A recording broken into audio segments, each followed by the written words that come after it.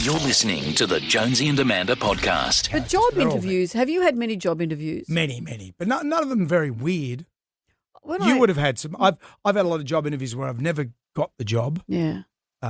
Except for radio. Radio's always worked for me. When I was a researcher at Simon Townsend's Wonder World, which is that kids show that was on many years ago, hugely popular show. It was the first magazine-style show of its kind, and particularly for kids. 4:00 in the afternoon, everyone watched Simon Townsend's Wonder World. It was my first ever job, and it was thrilling. And I was a researcher. I had to find 2 stories a day for the reporters to go out and cover. Brilliant. Largely the paddle pop factory. Every day it was the paddle pop factory.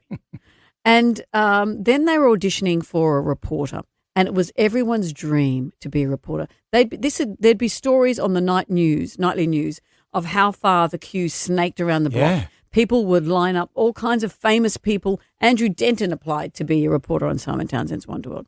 Wow. And people of all kinds would apply to be a reporter on a kids show. And so I turned up because I'd already worked there for a year, and I thought, this would be my dream to get in front of the camera. What a dream. And we had to wear pants. We weren't allowed to wear a skirt or anything. Had to wear a pair of pants. And we had to jump and squeal like a Rankin sister. Do you remember the Rankin sisters who were aerobics dancers? Heroes? And then we had to do star jumps. So I had to tell a joke, I think, and I had to do some star jumps. Yeah. And even though I'd worked there for a year, I didn't get the job because I'm not a squealy star jump kind of person. Oh, and I'm I still don't not. know about and that. Simon said years later that he regretted not giving me the job. But at the time, I was horrified and mortified and really disappointed. Yeah. And the word came down, I don't know whether it was from Simon or an executive producer, whatever, that I was a bit too broad across the beam to host to be a reporter on a kids show.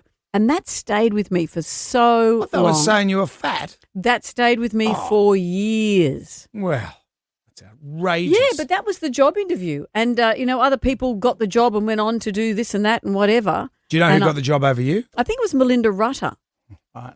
Blonde, gorgeous. And she's a very funny, feisty, nice person. So I've got a lot of time for her. So it wasn't that she wasn't a great person. But I after that, I thought, I don't think I can keep working on this show. Well, you showed him and his little dog too.